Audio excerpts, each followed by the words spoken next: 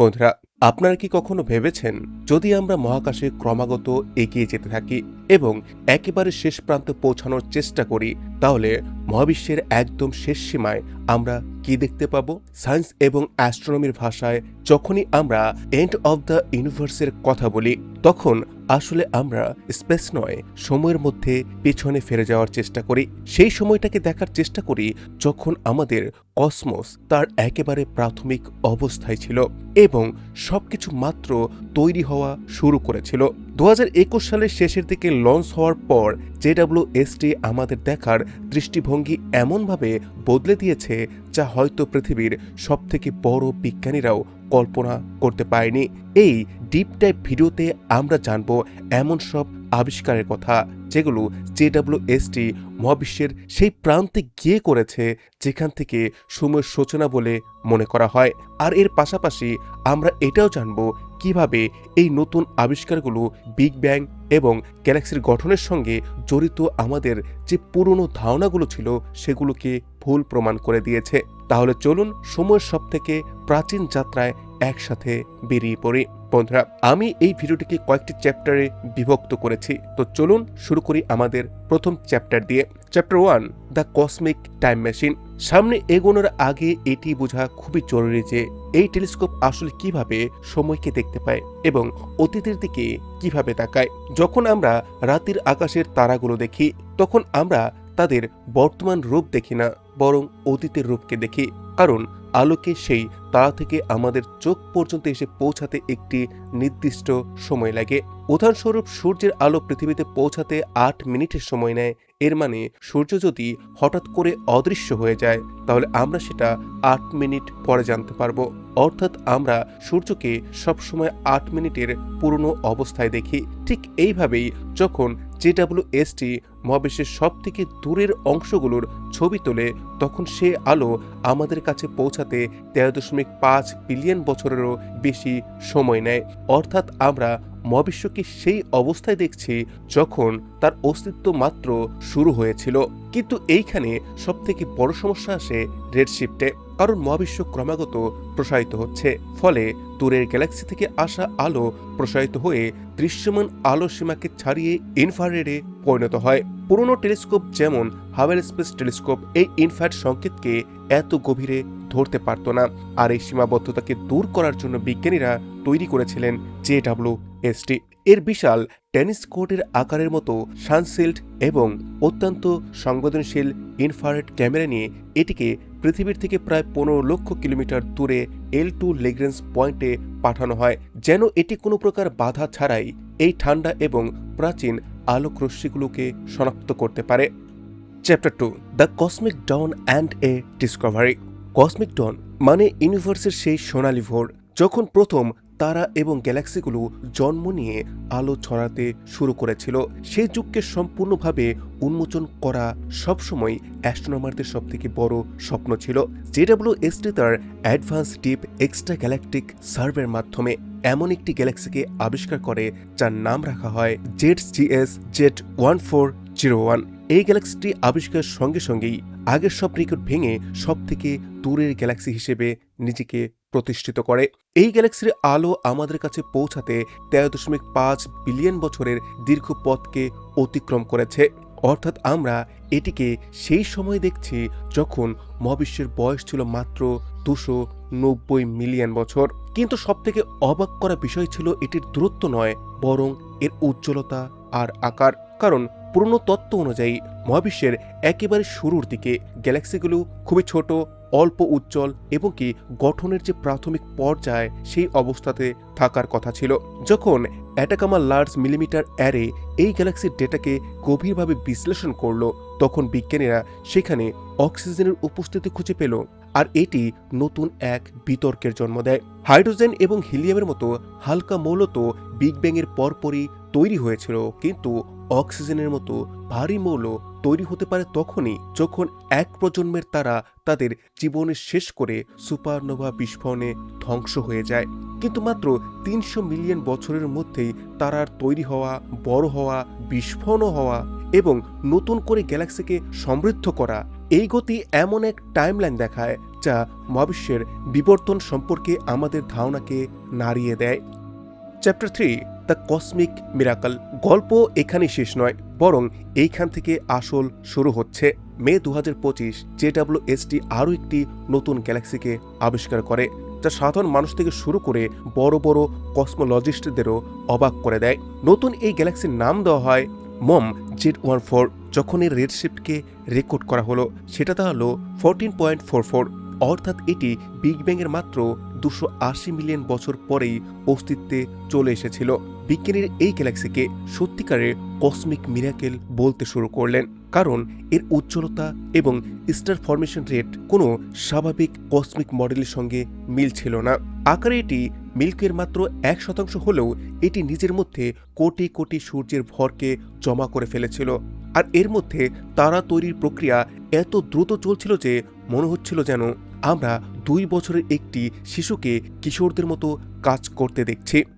এই আবিষ্কার mature distance Galaxy problem নামে পরিচিত সেই বিতর্ককে আরও তীব্র করে তোলে, যেখানে প্রশ্ন তোলা হয়, সত্যি কি গ্যালাক্সিগুলো আমাদের ধারণার চেয়েও হাজার গুণ দ্রুত বিকশিত হচ্ছিল, নাকি আমাদের বিগ ব্যাং তত্ত্বেই কোনো মৌলিক ত্রুটি রয়ে গেছে।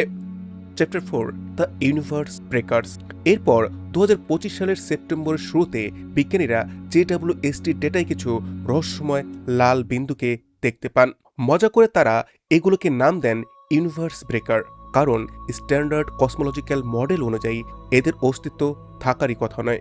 প্রথমে এগুলোকে পরিণত গ্যালাক্সি মনে করা হয়েছিল, কিন্তু পরে গভীর বিশ্লেষণে ইঙ্গিত পাওয়া যায় হয়তো এগুলো আদৌ তো কোনো গ্যালাক্সি নয়, বরং এগুলো এক ধরনের মহাজাগতিক বস্তু যাদেরকে ব্ল্যাক হোল স্টার বলা হচ্ছে। ভাবুন তো, বিশাল এক উত্তপ্ত গ্যাসের গোলা, যা বাইরে থেকে দেখতে একেবারে সাধারণ নিউক্লিয়ার ফিউশন চালিত তারার মতো, কিন্তু এর ঠিক কেন্দ্রে বাস করছে একটি সুপার ম্যাসিভ ব্ল্যাক হোল, যা ভয়ঙ্করভাবে পদার্থকে গিলে খাচ্ছে।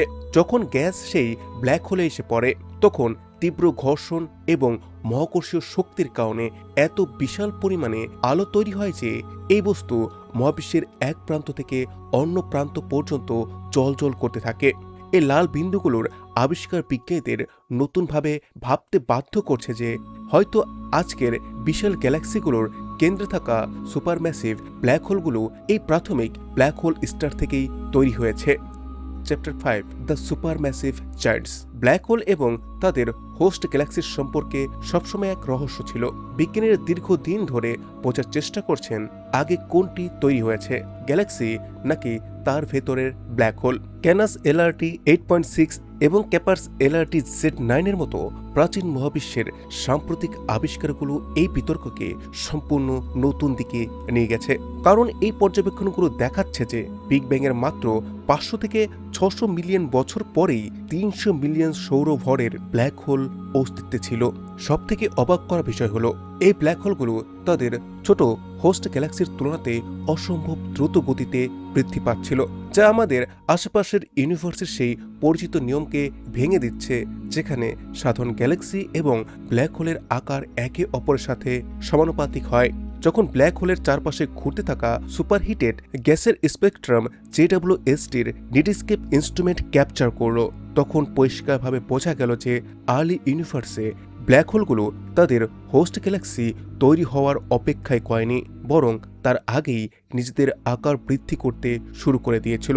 আর এই তথ্য আমাদের আর্লি কুইজার্স এবং গ্যালাক্সি ফরমেশনের মধ্যে এক সম্পূর্ণ নতুন সংযোগের দিকে নিয়ে যায়। Chapter 6 early galactic collision.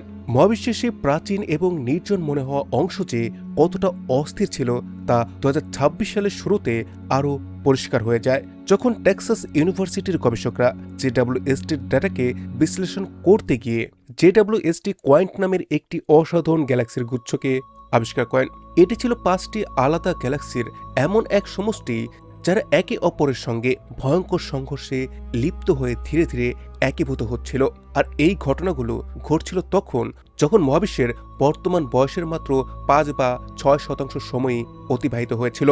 সাধারণভাবে জ্যোতির্বিজ্ঞানীরা মনে করতেন সেই সময়কার গ্যালাক্সিগুলো ছোট এবং বিচ্ছিন্ন হওয়ার কথা, কিন্তু এমন জটিল সংঘর্ষ যেখানে একসাথে 5টি গ্যালাক্সি ধাক্কা খাচ্ছে তা সম্পূর্ণ অপ্রত্যাশিত ছিল। এই মহাজাগতিক সংঘর্ষের ফল কি ভয়ঙ্কর! টক্করের ফলে তৈরি হওয়া তীব্র মহাকর্ষীয় শক্তি অক্সিজেন এবং অন্যান্য ভারী মৌলকে গ্যালাক্সির বাইরে ইন্টারগ্যালাকটিক স্পেস পর্যন্ত ছড়িয়ে দেয়। শুধু তাই নয়, সেখানে নতুন নক্ষত্র তৈরির গতিও সাধারণ গ্যালাক্সির তুলনাতে প্রায় 250 গুণ পর্যন্ত বেড়ে যায়। এই পর্যবেক্ষণ একেবারে স্পষ্ট করে দেয় যে আর্লি ইউনিভার্স মোটেও শান্ত কোনো জায়গা ছিল না, বরং সেটি ছিল অত্যন্ত হিংসাত্মক এবং অগ্নিময় এক মহাজাগতিক পরিবেশ, যেখানে গ্যালাক্সিগুলো একে অপর সঙ্গে সংঘর্ষে লিপ্ত হয়ে দ্রুত পরিণত হওয়ার পথে এগিয়ে যাচ্ছিল। চ্যাপ্টার 8 এক্সোপ্ল্যানেটস। বন্ধুরা, গল্পটা শুধু সবসময় দূরের গ্যালাক্সিতেই সীমাবদ্ধ নয়, কারণ জেমস ওয়েব স্পেস টেলিস্কোপ আমাদের আশেপাশের স্টার সিস্টেমে থাকা এমন এক্সোপ্ল্যানেটগুলোর দিকেও তার তীক্ষ্ণ নজর ঘুরিয়ে দিয়েছিল, যেগুলোকে কয়েক বছর আগেও আমরা শুধু অস্পষ্ট এক আলোর বিন্দু বলে মনে করতাম।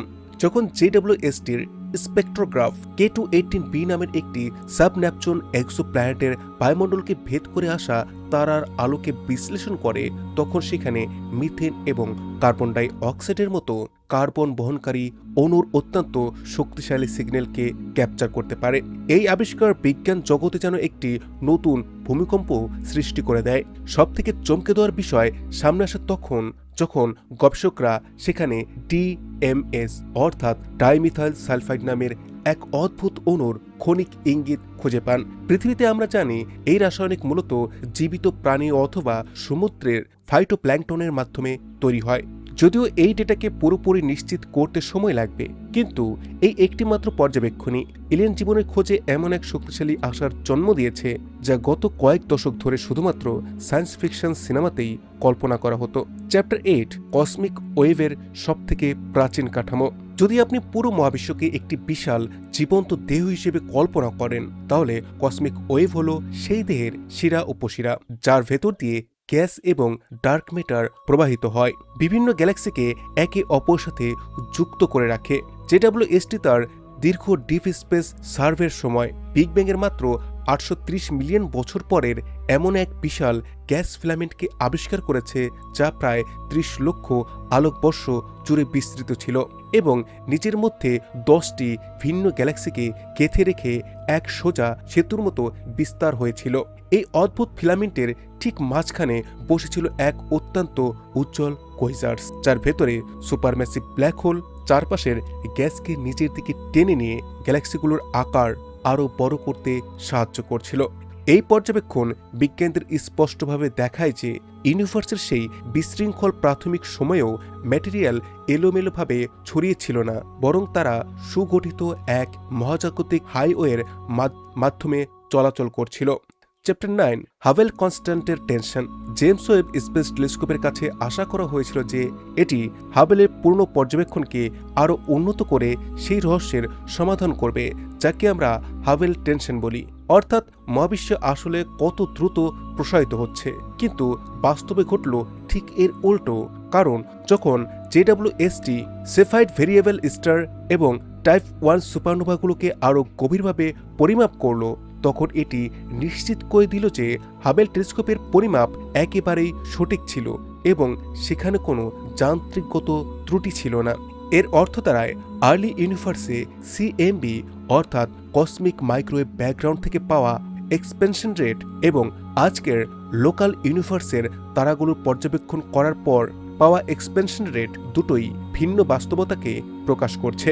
আর এই দুটো সংখ্যার না মেলাটাই সবথেকে বড় প্রমাণ হয়ে দাঁড়িয়েছে যে আমাদের কসমোলজিক্যাল বোঝাপড়ায় এখনও বিশাল কোনো ঘাটতি রয়ে গেছে।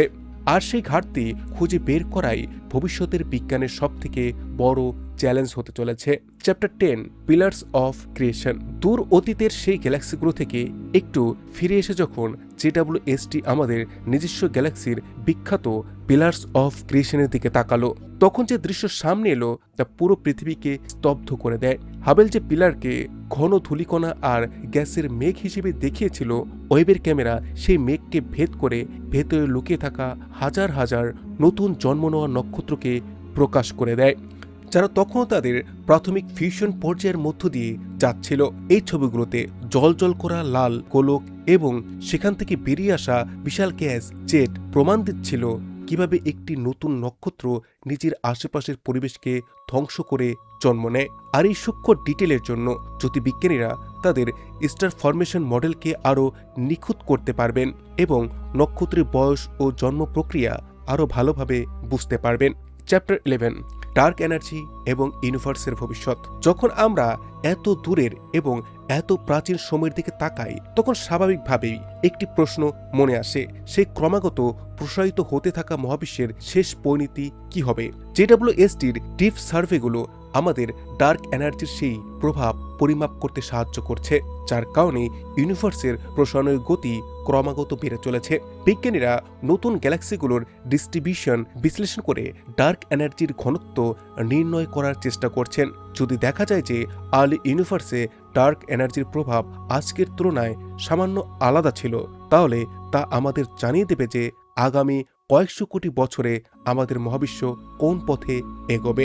মহাবিশ্ব কি চিরতরে ঠান্ডা হয়ে বিগ ফ্রিজের শিকার হবে, নাকি এক ভয়ঙ্কর বিস্ফোরণে ছিন্ন ভিন্ন হয়ে বিগ রিপে পরিণত হবে? তো বন্ধুরা, আজকের এই গভীর এবং বিস্তারিত যাত্রায় আমরা সেই সমস্ত রহস্যের সূত্রগুলোকে একসাথে জোড়ার চেষ্টা করেছি, যেগুলো জেমস ওয়েব টেলিস্কোপ প্রতিদিন আমাদের সামনে তুলে ধরছে।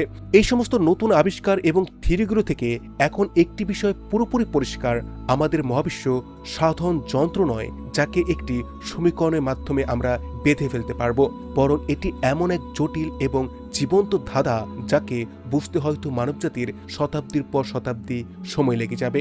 আপনার কাছে এই সমস্ত নতুন ও অবিশ্বাস্য আবিষ্কারের মধ্যে সবথেকে রহস্যময় কোন বিষয়টি মনে হয়েছে সেটি আমাকে অবশ্যই কমেন্টে জানাবেন। ভিডিওটি ভালো লাগলে লাইক করুন, কমেন্ট করুন এবং আপনার বন্ধুদের সাথে শেয়ার করুন। Thanks for watching, take care, bye by.